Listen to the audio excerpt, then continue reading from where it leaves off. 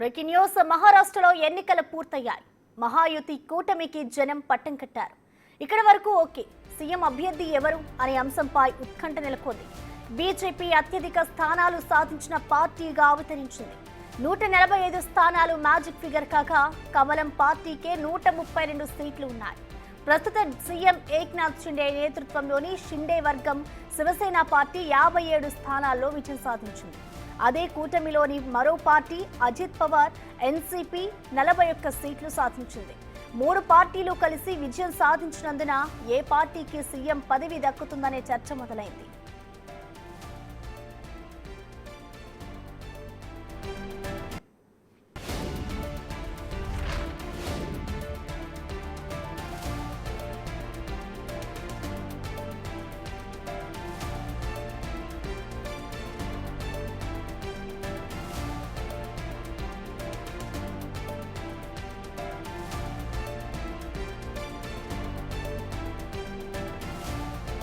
Maharashtra సీఎంను decide చేసేందుకు రంగంలోకి అమిత్ షా దిగారు. ఫలితాలు వెలువడిన వెంటనే ముందుగా అందరికీ ఫోన్ చేసి అభినందనలు తెలిపారు.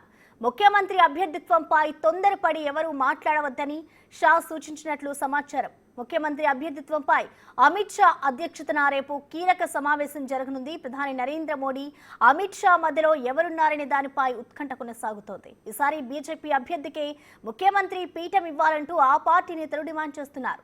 సీట్లు ఎక్కువ వచ్చినంత మాత్రాన బీజేపీ నేతకి ముఖ్యమంత్రి పదవి ఇవ్వాలన్న రూల్ లేదంటూ షిండే వర్గం కామెంట్ చేసింది. ఒక్కసారైనా మాకు ముఖ్యమంత్రిగా అవకాశం ఇవ్వాలంటున్న అజిత్ పవార్ వర్గం కోరుతోంది. ఉదయం 11 గంటలకు ముంబై దేవగిరి బంగ్లాకు అజిత్ పవార్ వర్గం ఎన్సీపీ ఎమ్మెల్యేలు చేరుకోనున్నారు. మరోవైపు ఏక్నాథ్ షిండే వర్గం శివసేనకు చెందిన ఎమ్మెల్యేలకు హోటల్ తాజ్ ల్యాండ్ లో బస ఏర్పాట్లు చేశారు. ఈ హోటల్లోనే శివసేన శాసనసభాపక్ష నేత ఎన్నిక ఉండనుంది.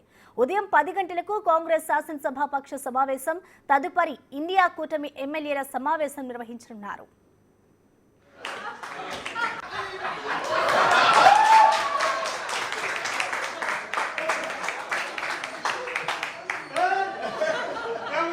సీఎం కుర్చీ అంశంపై ప్రస్తుత ముఖ్యమంత్రి ఏక్నాథ్ షిండే స్పందించారు. ఆ స్థానం ఎవరిదే అనేది ప్రధాని మోడీ, హోంమంత్రి అమిత్ షా నిర్ణయం తీసుకుంటారని చెప్పారు. మరోవైపు అజిత్ పవార్ కూడా సీఎం ఎవరిని అంశంపై స్పందించారు. తాను ముఖ్యమంత్రి రేసులో ఉన్నట్టు తెలిపారు.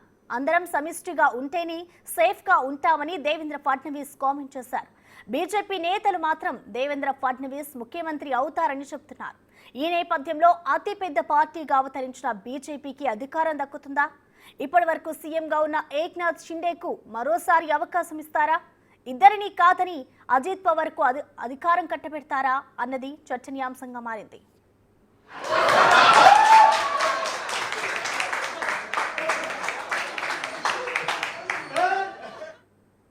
దీనికి సంబంధించిన కంప్లీట్ డీటెయిల్స్ ని మా ప్రతినిధి ఢిల్లీ నుంచి శివ అందిస్తారు. శివ, చెప్పండి. చూసుకుంటే మహారాష్ట్రలో సీఎం ఎవరనేది కూడా ఇప్పుడు ఒక ఉత్కంఠభరితంగా ఉంది. ఇటు గెలిచిన నేతలు కూడా సీఎం పదవికి సంబంధించి ధీమా వ్యక్తం చేస్తున్నారు. అసలు ఎవరికి వారే ధీమాగా ఉన్నారనుకోవచ్చు. అసలు మొత్తంగా ప్రధానంగా ఎవరి పేరు వినిపిస్తుంది? డీటెయిల్స్ ఏంటి శివ? రైట్ ప్రసన్న, మహారాష్ట్రలో మహాయుతి భారీ విజయం సాధించింది. మహాప్రజలు మహాయుతికి భారీ పట్టం కట్టారు. 230 స్థానాలతో భారీ విజయం సాధించింది మహాయుతి కూటమి. దీంట్లో సింగిల్ లార్జెస్ట్ పార్టీగా బీజేపీ 132 స్థానాలు, శివసేన చెంది 57, ఎన్సీపీ అజిత్ పవార్ వర్గం 41 స్థానాలు, మొత్తం కలిపి 230 స్థానాల్లో మహాయుతి విజయం సాధిస్తే కనీసం ప్రతిపక్ష హోదా కూడా లేని విధంగా మహా వికాస్ అఘాడీ తయారైంది. అంటే ప్రతిపక్ష హోదా రావాలంటే కనీసం ఒక పార్టీకి 29 స్థానాలు ఉండాలి. కానీ అక్కడ సింగిల్ లార్జెస్ట్ పార్టీగా భారీ విజయం సాధించిన బీజేపీ 132 స్థానాల్లో మిత్రపక్షాలతో కలిపి 230 స్థానాలు సాధించింది. కానీ కనీసం అక్కడ ఏక్నాథ్ షిండే వర్గానికి వచ్చిన సీట్లు కూడా ఈ 3 పార్టీలకు, శివసేన ఉద్ధవ్ ఠాక్రే, అలాగే ఎన్సీపీ శరద్ పవార్ వర్గం, మరోవైపు కాంగ్రెస్, ఈ 3 పార్టీలు కూడా కలిపి 49 స్థానాలకు పరిమితమయ్యాయి. ఇక 3 పార్టీలు కూడా ప్రతిపక్ష హోదా అనేది లేకపోవడం అక్కడ గమనార్హం. ఇక మహాయుతికి సంబంధించి ఇక ముఖ్యమంత్రి పదవి ఎవరికి ఇవ్వబోతున్నారు, ఎవరిని వరించబోతుంది, ఆర్థిక రాజధాని పీఠం అనే దానిపై మాత్రం ఉత్కంఠ కొనసాగుతోంది. ఇటు అమిత్ షా, మోడీ ద్వయం మధ్యలో ఎవరున్నారు అనే దానిపై మాత్రం ఇంకా సస్పెన్స్ కొనసాగుతూనే ఉంది. అయితే నిన్న ఫలితాలు వెలువడిన వెంటనే ఇటు కేంద్ర హోంమంత్రి అంటే బీజేపీలో నెంబర్ 2 ఉన్న కేంద్ర హోంమంత్రి అమిత్ షా ముగ్గురికి ఫోన్ చేసి అభినందనలు తెలిపారు. ముఖ్యమంత్రి అభ్యర్థిత్వంపై ఎవరు కూడా ఎటువంటి వివాదాస్పద వ్యాఖ్యలు చేయదు, తొందరపడి మాట్లాడొద్దంటూ కూడా ఆయన వారికి సూచించినట్లు సమాచారం అయితే అందుతోంది. కానీ ముఖ్యమంత్రి పదవి తమ నేతకే ఇవ్వాలంటూ 3 పార్టీలకు సంబంధించిన కీలక నేతలైతే ఇప్పటికే రాయబారాలు నడుపుతున్నట్లుగా పంపుతున్నట్లుగా అలాగే మంత్రాలు జరుపుతున్నట్లుగా తెలుస్తుంది. కానీ ఈ అధిష్టానం మొదలు ఎవరున్నారు అనే దానిపై మాత్రం ఇక సస్పెన్స్ అయితే కొనసాగుతూనే ఉంది.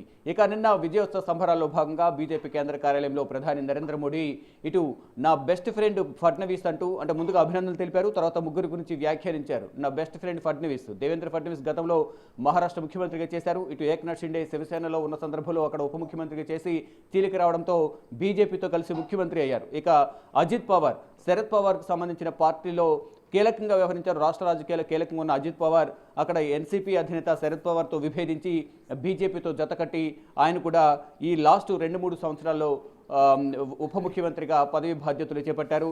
ఇటు మొత్తం రాజకీయంగా కానీ ఇటు పాలనా పరంగా కూడా మంచి అనుభవం ఉన్న నేత అజిత్ పవార్. కానీ ఇక్కడ ఎవరికి ముఖ్యమంత్రి పదవి ఇస్తారనే దానిపై మాత్రం ఇంకా ఉత్కంఠ కొనసాగుతూ ఉంది. అంటే సింగిల్ లార్జెస్ట్ పార్టీగా బీజేపీ ఉంది కాబట్టి గతంలో దేవేంద్ర ఫడ్నవీస్కు ముఖ్యమంత్రిగా బాధ్యతలు చేపట్టిన అనుభవం ఉంది. ఈ నేపథ్యంలోనే ఇప్పుడు ముఖ్యమంత్రి పదవి అనేది దేవేంద్ర ఫడ్నవీస్కే ఇవ్వాలి అనేది కూడా ప్రధానంగా డిమాండ్ చేస్తున్నారు. మరోవైపు నిన్న విజయోత్సవ ర్యాలీలో దేవేంద్ర ఫడ్నవీస్ను ఉద్దేశించి మోడీ వ్యాఖ్యానించారు నా బెస్ట్ ఫ్రెండ్ అంటూ. మరోవైపు ఏక్నాథ్ షిండేకి సంబంధించి అంటే అజిత్ పవార్ నా బ్రదర్ అంటూ సంబోధించారు. కానీ ఏక్నాథ్ షిండేకి సంబంధించి ఎటువంటి సంకేతాలు ఇస్తారు అనే దానిపై మాత్రం ఉత్కంఠ కొనసాగుతుంది. కానీ అందరికీ సముచిత స్థానం అనేది ఇస్తామంటూ కూడా బీజేపీ అగ్రనాయకత్వం చెబుతోంది. కానీ బీజేపీకి సంబంధించిన నేత ముఖ్యమంత్రిగా ఉంటారు అంటూ కూడా ఒక ప్రచారం అయితే ప్రధానంగా జరుగుతోంది. కానీ తన తండ్రి మళ్ళా ముఖ్యమంత్రి అవుతారు, తన తండ్రిని ముఖ్యమంత్రి చేయాలంటూ ఏక్నాథ్ షిండే కుమారుడు అయితే వారి అనుచర వర్గం వద్ద మరోవైపు బీజేపీకి సంబంధించి కొంతమంది నేతల వద్ద మాట్లాడుతున్నట్టు తెలుస్తోంది. మరోవైపు తమకు ఒక అవకాశం ఇవ్వాలి తమ నేతకంటూ కూడా అజిత్ పవార్ వర్గం అడుగుతున్నట్టుగా తెలుస్తుంది. కానీ ఫైనల్గా ఆర్థిక రాజధాని పీఠం అనేది ఎవరికి దక్కబోతోంది, ఆ పీఠం మీద ముఖ్యమంత్రిగా ఎవరు కూర్చోబోతున్నారు అనే దానిపై మాత్రం ఇంకా ఉత్కంఠ కొనసాగుతోంది. ఇప్పటికే కేంద్ర హోంమంత్రి అమిత్ షా రంగంలోకి దిగారు. ఇటు పార్టీ నేతలందరితో కూడా చర్చిస్తున్నారు. ఈరోజు ఇటు రక్షణ శాఖ మంత్రి రాజ్నాథ్ సింగ్ కూడా ఈరోజు మహారాష్ట్ర వెళ్ళబోతున్నారు. అక్కడ నేతలతో కీలక భేటీ జరగబోతోంది. ఇక అమిత్ షా కూడా ఈరోజు లేదా రేపు మహారాష్ట్ర వెళ్ళి అక్కడ ముఖ్యమంత్రి అభ్యర్థిత్వంకి సంబంధించి ప్రధానంగా చర్చ జరగబోతోంది. ఫైనల్గా ఈరోజు రాత్రికి లేదా రేపటికి ముఖ్యమంత్రి ఎవరు అనే దానిపై మాత్రం ఒక కీలక నిర్ణయం తుది నిర్ణయం తీసుకునే అవకాశం కనిపిస్తుంది. 26వ తేదీన కొత్త ప్రభుత్వం కొలువు తీరబోతోంది. ఈలోపు ముఖ్యమంత్రి అభ్యర్థిత్వాన్ని ఖరారు చేసిన తర్వాత ఒకవేళ బీజేపీకి ముఖ్యమంత్రి పదవి ఇస్తే ఇక పోర్ట్ఫోలియోస్ మంత్రివర్గ విస్తరణలో మంత్రివర్గంలో ఇటు అజిత్ పవార్ వర్గం షిండే వర్గానికి ఎటువంటి ప్రాధాన్యత ఇవ్వాలి అనే దానిపై మాత్రం ప్రధానంగా వారు నిర్ణయాలు తీసుకునే అవకాశం కనిపిస్తోంది. ఇక్కడ మనం ప్రధానంగా చూసుకుంటే 230 స్థానాలు ఈవెన్ ఈ మిగతా 3 పార్టీలకు రాజ్యసభలో కూడా స్థానం దొరికే అవకాశం లేదు. అంటే నెక్స్ట్ ఒకవేళ రాజ్యసభ స్థానాలు ఖాళీ అయినప్పటికీ కూడా ఆ 3 పార్టీలకు షిండే వర్గానికి కానీ అంటే శరద్ పవార్కు సంబంధించిన ఎన్సీపీ మరోవైపు ఇటు శివసేన ఉద్ధవ్ ఠాకరే ఇటు కాంగ్రెస్ 3 పార్టీలు కూడా ఎవరికి కూడా రాజ్యసభకు సంబంధించి అవకాశం ఉండే ఛాన్సెస్ లేవు. కానీ ఇక్కడ ఒకవేళ ఈ 3 పార్టీలు మహాయుతికి సంబంధించిన 3 పార్టీలకు సంబంధించి ఇప్పుడు ముఖ్యమంత్రి పదవి కానీ మంత్రివర్గంలో కానీ ఒకవేళ వారికి ఎవరికి ఛాన్స్ లేకపోతే ఇటు రాజ్యసభ నెక్స్ట్ నామినేటెడ్ పోస్టులు ఎమ్మెల్సీకి సంబంధించి కూడా ప్రధానంగా అక్కడ వారికి సముచిత స్థానం కల్పించే యోచనలు అయితే బీజేపీ అగ్రనాయకత్వం ఉంది. వీటన్నింటి కూడా ఈక్వేషన్స్ అనేది కూడా బేరీజ్ వేసుకుని ఇక్కడ ముఖ్యమంత్రి పదవి ఇవ్వడం ఉప ముఖ్యమంత్రి గతంలో ఈ విధంగా అయితే షిండే ఉన్న ముఖ్యమంత్రిగా ఉన్న సందర్భంలో దేవేంద్ర ఫడ్నవీస్ అలాగే అజిత్ పవార్ ఉప ముఖ్యమంత్రులుగా ఉన్నారు. అంటే ఒక సీఎం 2 డిప్యూటీ సీఎంలు ఈ రెండింటికి సంబంధించి ఇద్దరికి కూడా డిప్యూటీ సీఎంలు ఇచ్చే అవకాశం కనిపిస్తుంది. ఒకవేళ దేవేంద్ర ఫడ్నవీస్ సీఎం అయితే తర్వాత మంత్రివర్గంలో కూడా వారికి ఛాన్సెస్ శివ ఇక్కడ బీజేపీ నేతలు చెప్తుంది ఒకటే దేవేంద్ర ఫడ్నవీస్ ముఖ్యమంత్రి అవుతారని చెప్తున్నారు. ఒకవేళ వాళ్ళన్నట్టే ఆయనకే ఈ పదవి ఇస్తే ఇటు షిండే పరిస్థితి ఏంటి, మొత్తంగా అసలు కూటమిలో ఎలాంటి పరిస్థితులు వస్తాయి అనుకోవచ్చు శివ? రైట్. ఇక మీరు అన్నట్లుగా ఇటు బీజేపీకి సంబంధించిన నేతలందరూ కూడా దేవేంద్ర ఫడ్నవీస్ ముఖ్యమంత్రి అంటున్నారు. ఒకవేళ వీరు వ్యతిరేకిస్తే మాత్రం పవర్ షేరింగ్ జరిగే అవకాశం అయితే ప్రధానంగా కనిపిస్తుంది. ఇక్కడ ప్రధాన party single largest party BJP, second ప్లేస్లో షిండే వర్గం షిండే పార్టీ ఉంది. ఆ తర్వాత ఎన్సీపీ అజిత్ పవార్ వర్గం. ఒకవేళ పవర్ షేరింగ్ చేయాల్సి వస్తే దేవేంద్ర ఫడ్నవీస్కు 2 సంవత్సరాలు, షిండేకు 2 సంవత్సరాలు, ఇక లాస్ట్ 1 year అజిత్ పవార్కు. ఒకవేళ పవర్ షేరింగ్ చేయాల్సి వస్తే ఆ విధంగా చేసే ఛాన్సెస్ ఉన్నాయంటూ కూడా మరొక ప్రచారం జరుగుతుంది. కానీ ముగ్గురు ముఖ్యమంత్రులు మారడం ద్వారా మళ్ళీ మంత్రివర్గం క్యాన్సిల్ అవుతుంది, మళ్ళీ మంత్రివర్గం ప్రమాణ స్వీకారం చేయాల్సి ఉంటుంది, పాలనకు సంబంధించి కూడా అస్తవ్యస్తంగా మారే అవకాశం ఉంది. కాబట్టి అలా చేసే ఛాన్సెస్ లేకపోవచ్చు అనేది కూడా మరొక ప్రచారం అయితే కొనసాగుతుంది. కానీ ఈ విధంగా కాకుండా 2 డిప్యూటీ సీఎంలు ఇచ్చి ఒక సీఎం ఇచ్చి వారికి పాలన పరంగా నిర్ణయాలు తీసుకునే దానిపైన కానీ ఇటు మంత్రివర్గంలో కానీ ఇతరేతర పదవుల్లో కీలక భాగస్వామ్యం ప్రాధాన్యత ఇచ్చే విధంగా కూడా బీజేపీ అగ్రనాయకత్వం యోచిస్తున్నట్టు తెలుస్తోంది. చూడాలి మరి ఏం జరగబోతోంది. ఈ రోజు రేపట్లో ముఖ్యమంత్రి అభ్యర్థిత్వంపై ఒక క్లారిటీ అయితే వచ్చే అవకాశం కనిపిస్తోంది. ఇక మోడీ ద్వయం, ఇటు అమిత్ షా మోడీ ద్వయం మధ్యలో ఎవరున్నారు, ఆర్థిక రాజధానిపై ఎవరిని కూర్చోబెట్టాలి ముఖ్యమంత్రిగా అనేది వారిద్దరూ నిర్ణయించుకున్న తర్వాత ఫైనల్ గా అమిత్ షా అనౌన్స్ చేసే అవకాశం కనిపిస్తోంది.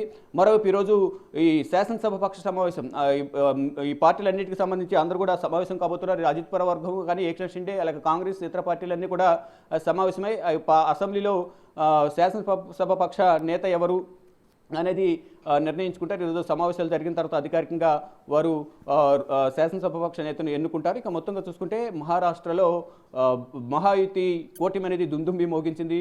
ఇక ఈరోజు రేపట్లో మహారాష్ట్ర పీఠం మీద ఆర్థిక రాజధాని ముఖ్యమంత్రి ఎవరనేదని మాత్రం క్లారిటీ ఇచ్చే అవకాశం కనిపిస్తుంది. ఎల్లుండి అంటే సోమవారం అంటే మంగళవారం 26వ తేదీన ఈ కొత్త ప్రభుత్వం అనేది కొలువు తెరబోతుంది. ఇక రేపటి నుంచి కూడా పార్లమెంట్ శీతాకాల సమావేశాలు కొనసాగుతున్న నేపథ్యంలో ఇక 2 లోక్సభ నియోజకవర్గాలకు సంబంధించి నాందేడ్లో కాంగ్రెస్ అలాగే వాయనాడ్లో కాంగ్రెస్ విజయం సాధించిన నేపథ్యంలో వారు రేపు ప్రమాణ స్వీకారం చేస్తారు. యథావిధిగా వాళ్ళు కూడా పార్లమెంట్ సమావేశాల్లో పాల్గొంటారు. ప్రసన్న.